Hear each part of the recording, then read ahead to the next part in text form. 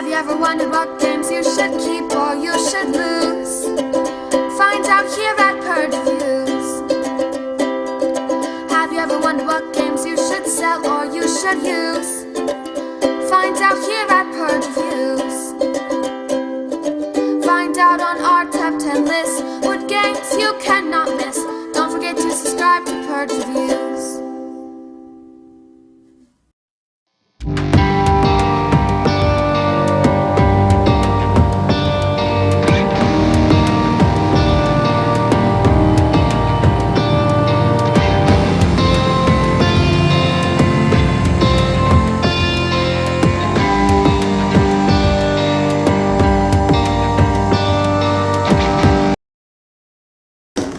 My village, my village, my village and me. Some of you will get that reference, and some of you won't. I'm okay with either. So Village is a game that I did a written review on. Go check that out. I like Village. I know, the greatest reviewer that we have is probably Tom Vassell, right? He wasn't a huge fan of it. I enjoy it. My wife and I enjoy it. My friends enjoy Village. I really, really, really, really like Village. And when I heard Stronghold was going to start producing Village, Stronghold is one of the best board game companies out there, right? You know you're going to get a solid production with Stronghold. Maybe you don't like that game, but they're not cheap. The components are fantastic. The artwork is wonderful. The guy that runs it, Stephen Bonacourt, is a great ambassador for games. He's like an all-around great guy. It's a company that, as board gamers, we feel comfortable rooting for. And he hardly, if ever, lets us down. Most of the Stronghold, if Stronghold's on a box, it's like Fantasy Flight to me. I'm going to look at the game. It's like Plaid Hat. I'm going to look at the game. Stronghold. And when I go to cons, nobody knows me. I'm a nobody. But, I've went to their booths. Stronghold has always been, some of the most polite people. The Bonacourt guy, he seems to be somebody who just goes out of his way to make people comfortable and is excited about games. And when he gets excited about games, I'm on his newsletter and I see him in videos, I get excited. He's fantastic with that. All of that leads me to this point. I was super excited about My Village. I just was. I like the Village. I like Stronghold. I like what they're about. And I've never played this game. And expectations were high, people. It was like Caverna. Agricola had a certain place in our family that Caverna had to come out as an Agricola sequel. Well, My Village has the Village name, and so many times I'm let down by the card game version of this or the dice version of this. When I pulled My Village out, I was like, neat. I started reading the rules, and I was kind of like, this is a lot like Village. Oh, no, what are we doing here? Because it doesn't really save you time. The games are about the same length, and I'm like, what are we doing here? So it's not a quicker version like Discoveries to Lewis and Clark. Okay, maybe I'll play the dice version because it's quicker if I don't have as much time, but I'd prefer the bigger game, and that's okay. I don't need the dice version of the card game to be better or as good as the original version. Just give me something quicker, and maybe I'll pull that out instead, which is the Agricola 2-player game, the Animals one. But when I saw My Village, I was like, this isn't quicker than Village. But you know what it does? It gives me a card version. So it takes out the cubes and that sort of randomness, and it takes the game and makes it just a little bit smaller. But it was different. And I like Village, and this is similar, guys. This is similar. But it was different enough where I'm like, now I have two experiences of a game I like, which sometimes is worth more than a game that you just kind of like. Now, let me tell you something. This is not Village. It's different mechanisms going on. It's the same theme. It's the same... No, the person dying is happening, or you put them in the graveyards, that's happening. But it happens different, okay? It's like the difference between... feeding in Le Havre and feeding in Agricola. It's different. This is different with the same theme, but I think that was cool about Village, that first got your workers die. That was neat to me. I didn't want you to attack me and kill my villager, but they just died of old age. That happens here. The Grim Reaper comes after you, and in that one you put more and more people out. And this one, I feel like they die. And then I don't have that option anymore. I can get somebody out, but I don't have time to get everybody back out. So who do I put back out? And who I put out is dictated by my strategy. And that was fascinating. That was interesting. So I went really high with my village, and then I was like, oh no, don't ruin this stronghold. And then I went above my expectations. I actually did. I liked this game more than I thought I would, even though when I was reading the rules and kind of learning, I was like, oh, what are you doing to me? I'm a huge Village fan. My faith in this company and my faith in this game really came through. And when Mr. Bonacore said that we were going to love this game, he was right. And it is a fun game, and I enjoy it two-player. I really do. My wife and I really enjoy this game, and it works with bigger numbers, and that's fine. But some of those things where the cards are out, and you want to be able to get those cards. So the less players, the more control you're going to have over. Person 2 might not take it, 3 might, but 4 is going to get your guy back to your turn. Like, oh man, that's what I was going to do for the last. So it's going to move a little bit quicker with 2. You have a little bit more control with 2. But Village, my Village, just like Village, is you got to be willing to punt and go down a different direction. You can't be locked in. It's a victory point game. The artwork is fantastic. The components are really good. Okay, now, in the components, they use the black things, cylinders, to represent a lot of things. It works. It works. When you're playing it, you're not going to be confused. You're not going to forget what things are for, because it's on different places. It all makes sense. I'm going to upgrade the components are nice, but I'm going to upgrade mine just to make it a little bit more unique. I don't do that a whole lot. Sometimes I'll put some money in, upgrade if I really like a game, or I'll paint the miniatures. Not me, but I'll have somebody paint them. It's rare that I'll go into a game and upgrade the components, especially when they're as well made as this, but I'm going to. I don't want to use those black cylinders for everything. If you played Village, there's going to be a slight learning curve. There's going to be a little bit of a learning curve to pick up some of these things. Everything works differently, but it's the same. You're going on the travel, or you're going to get the monks and all that. It's going to work the same, but it's going to be different. If you've never played Village, then you're going to be in a circumstance where you're going to be learning a lot in a very short period of time. So there's going to be a little bit of a learning curve to it. I don't think it's too steep. If you're a Euro player, you'll pick it up fine.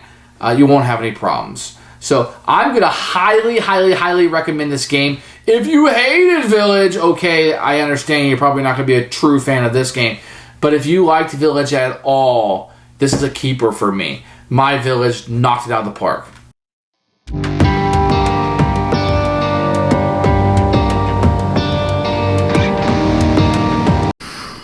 My Village comes with a Take It to Right Size box, a Stronghold Games, so you know that I'm going to tell you the components are great. The artwork is fantastic.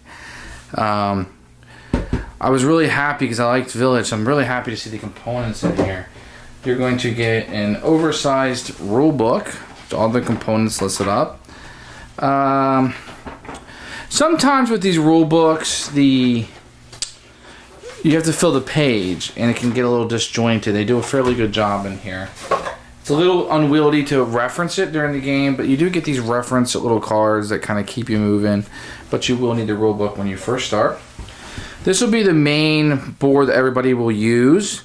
If you played Village, these are the deaths, these are the coffins, this is a little rat track that comes up, and you're going to have this to show you how much it costs to buy things. So, very attractive board. Everybody's going to get a player board that is going to look just about the same, except for this number here will be a little different. You see the 8 and a 9 versus the 5 and the 8, 6 and a 9, and a 5 and a 6.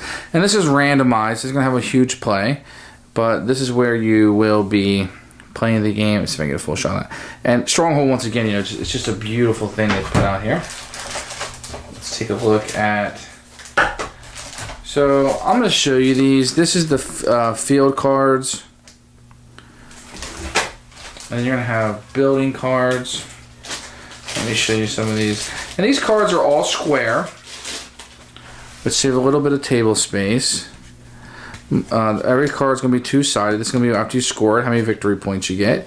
This tells you how many dice it requires, the dice rolls required, any goods that are required, and what you do. This just means you flip it over.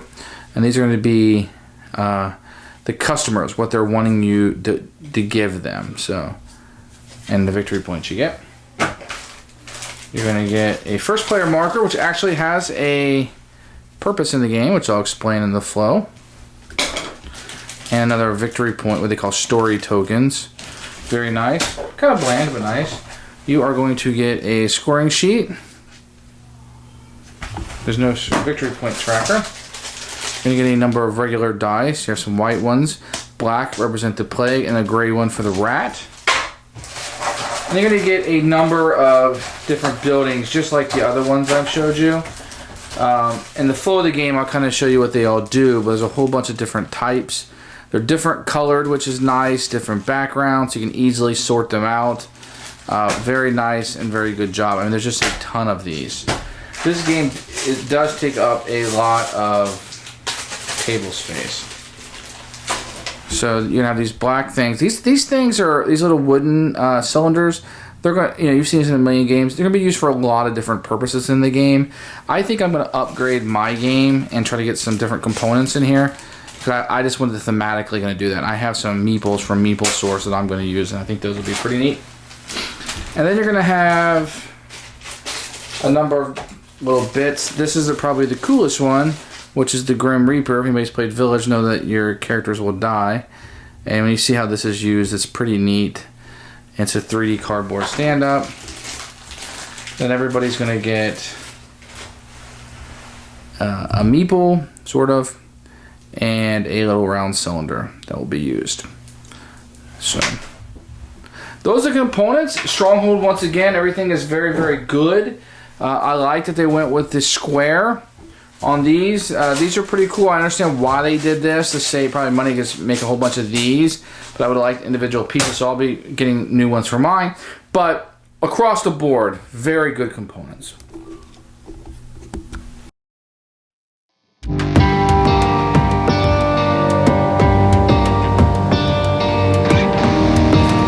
The rules for My Village. You're gonna get one of these oversized rule books.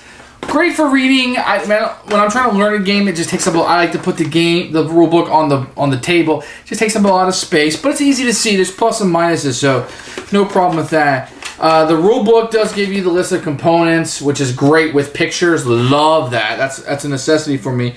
Setup is pretty good. I like that. The rules are pretty good.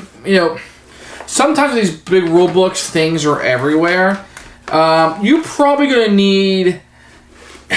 The way I learned a game like this, especially since I knew Village, was that I actually sit down with my wife and I'm like, let's just try this action and see what it does. Let's try this action and see what it does. There's only like 8 different cards you can get. And we kind of, after I read it through once, we just kind of do that, and we're fine with that. If you're wanting to sit down and know this game inside and out, I would probably recommend reading it. You probably need 30 to 45 minutes.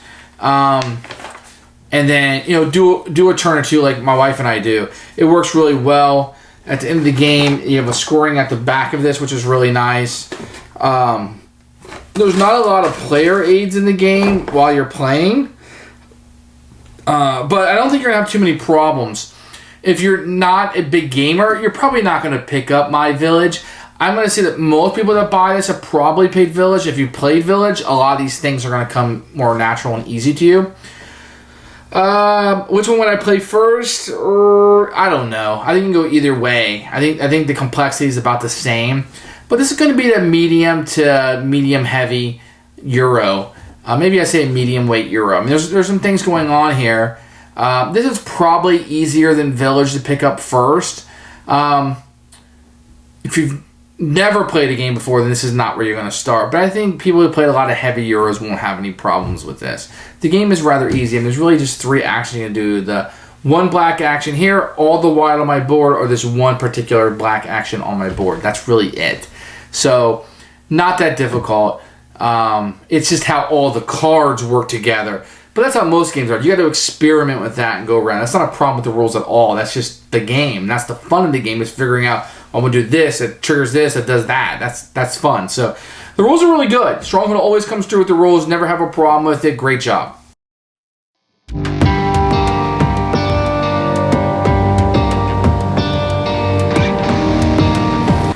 Okay, so this game takes up a tremendous amount of table space. So I'm not going to be able to set the entire game up. I'm going to try to show you the flow of the game and kind of show you what everything works. The rule book is really good, so I don't think you're going to have any problems. But I'm going to show you this board really quickly. This is where the graves are. So if you have the first priest that dies, he'll go here and you get 2 story points. Here, and if he's a second, get 1. Otherwise, you go down to an anonymous grave. And you only use so many of these depending on the player count. With 2, if 9 people die, the game's over. 3, 14, and 4, 18. So these are worth victory points that you see listed here. Okay. Now, there will also be a rat that's moving across here. And depending on the number of players, 4 he'd start here, 3 here, and 2 here. When somebody dies, you will put them up here in one of the graves and get the story points. Then you will roll the gray dice and move the rat this number of places. If the rat gets here, then any story points in your tree, you lose half, rounded down. Okay, and then he would come back, and when somebody dies, it would happen again. I'm going to put this away. That's just kind of how this works. The last thing on this is going to be the blue card. So when you're wanting to buy or have customers come in, you will have 6 of these cards face up. Required. You're always going to use 2 dice, at least. I'm assuming maybe an expansion there might be less if they ever make one, but for now everything is 2 dice. If 2 and 12, you have to give up a tool, and you get 3 victory points, and you flip this over. This one needs a horse. This one needs 2 scrolls, etc. So it'll be 6 of these face up, and what this signifies is that if you, on a roll 4 or 10, you can spend 1 time to get 1, 2 times to get 2, 2 times in a coin to get 3, or 3 times in a coin to get 4. That's going to make more sense in just a second. So everybody's going to have this player board, and when it's set up, let me kind of show you how this works a little bit. You are going to have workers. These black things, once again, are going to signify a whole bunch of different things. In this case, workers. And you can have people here, and this would be just your money. So if you had 3 of these black markers here, then that means you have 3 coins. I think you can see that. Let's see if I can zoom in just a tad on this. Okay.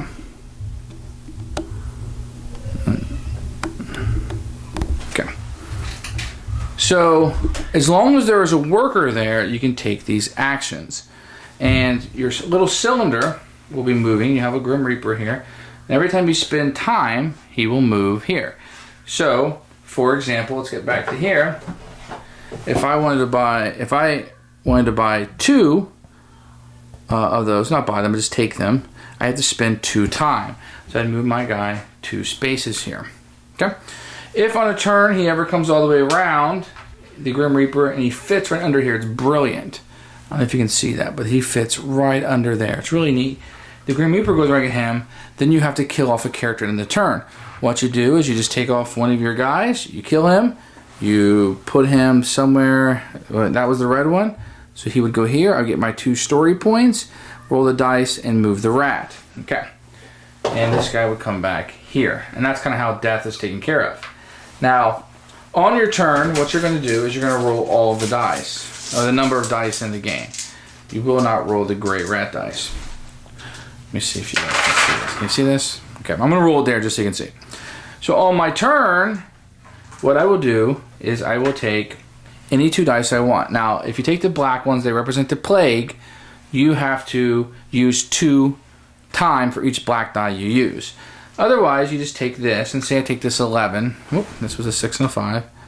And it's 11. So this is the 2 dice that I'm going to use. My options is I could use that 11. Let me get the rest of these dice.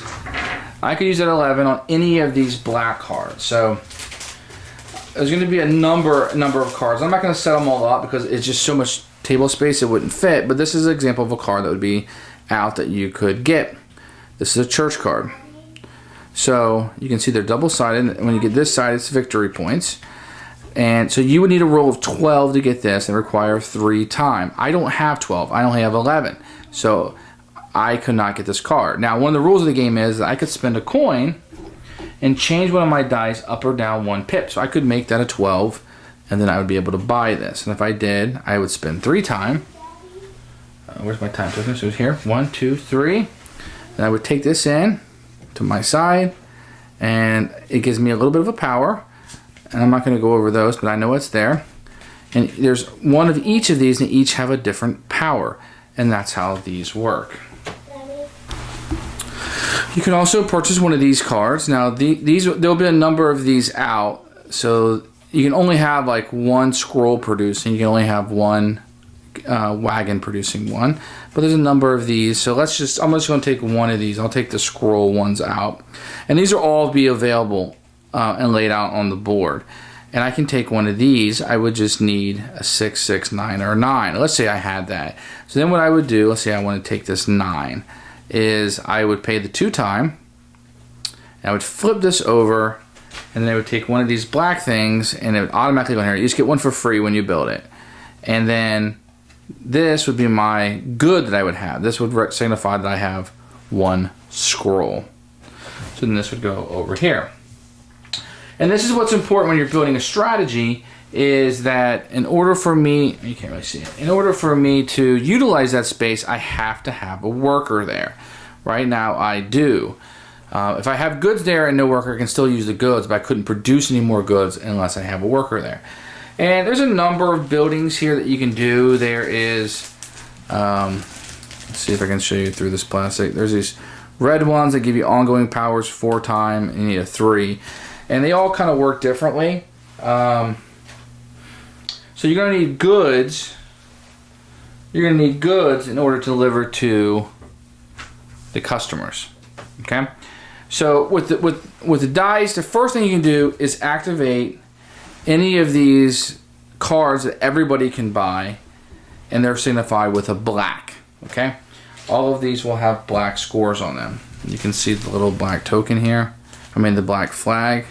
I think you can see that. See how it's black? You're going to have travel ones that you can do. Let me get these out of the bag. Might be easier. You could travel with the black number. Now these are going to have A, B, C, D, E. Now you always have to do A before you do B, before you do C, and they're going to get progressively worth more victory points. Those are the possibilities. So if I did this, it would take 2 times, and I would take this, and I would see how many victory points I got. I would get 2. Now some of these will have prerequisites, which mean when I flip it over to go to B, I would need to pay a coin also, but this one's worth 3. So these are kind of randomized, and this one take 2 coins. So it seems like the more points are worth, the more the prerequisites to move on. So your choice is to take your dice, and I've kind of been convoluted about this, and use it on any of the black flags. Or you could take your dice, and remember I originally rolled an 11. And I could activate all of the white flags on my board. So I have a white flag here where I can bring more workers in. I got white flags on the things that I bought. I have white flags here. So let's say I had picked an 8. I could activate this. Or if I had rolled, let's say, a 9, I could activate this, which gives me 1 story point in my tree. And I get to activate this. So that's why you can activate multiple things if you can build this up. And you want to get like numbers. So if you have the 8, 9 here, you might want to get buildings with 9s on them, because if you get a 9, you can activate 4 or 5 things at one time. The downfall to that is, if you never get a 9, if somebody blocks you from getting a 9, you won't activate anything. That's pretty much how that works. And the third thing that you can do is you can activate this spot. And this is where your person will be. And if you activate this spot, you only get to activate this spot. And a question mark just means it can be any die of the roll. You move this guy 1. If you moved him 1 here, you get a coin. If he was already there and you moved him here, you get 3 story points. But if you ever get him back to the main house, and you could go to coin here and then back with 2 actions, you take all your points in the tree, move to the main house. The reason why you would do that is because that means you score them. They're your points. The rats cannot get to them, and you will score them at the end of the game. So let me go over, I think I want to show you this player reference and just show you really easily how this works, and maybe this will help out. Each round, on the first player marker, you're going to put a story token. And if you look here on the first player marker, somebody can steal this with a 4 or a 10. If you steal it, you get all of the victory points. And whoever has this at the end of the game gets 1 victory point. And then you roll all the dice. You always have to pick 2 dice. You can change it with a pip for a coin, one of the pips, plus or minus 1. And if you take one off one of these red buildings, you can change it to anything that you want. Don't get stuck on that. Then you can choose to use it on any one black, all of your whites, or that one road icon. And then you check to see if somebody died. If they did, you roll the rat dice. The game is not as convoluted perhaps. There's just a lot of cards in this game. If you played Village, it will help you out.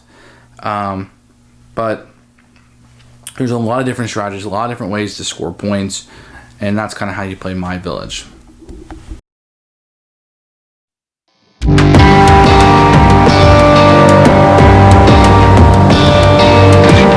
Who should buy this game? First of all, fans of Village.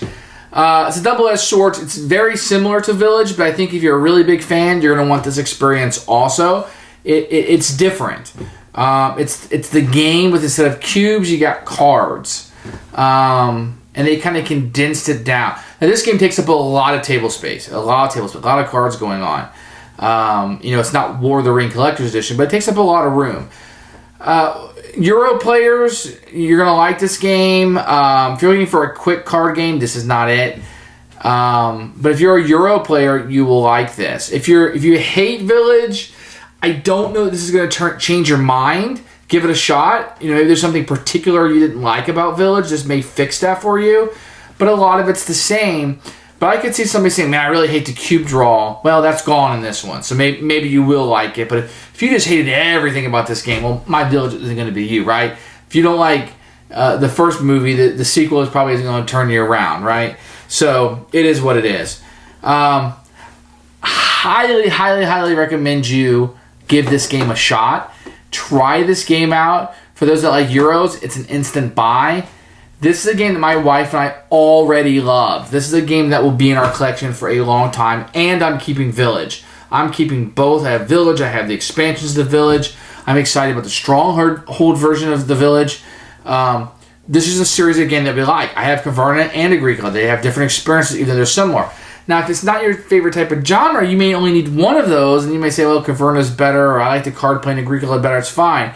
You may like the card play better in My Village versus the cube in Village. That's fine, but many of us like the whole experience, and I feel like I'm getting that with both of these games. So highly recommend. Instant buy for me. I was super excited about this game. It exceeded my expectations, and it's definitely a keeper for me.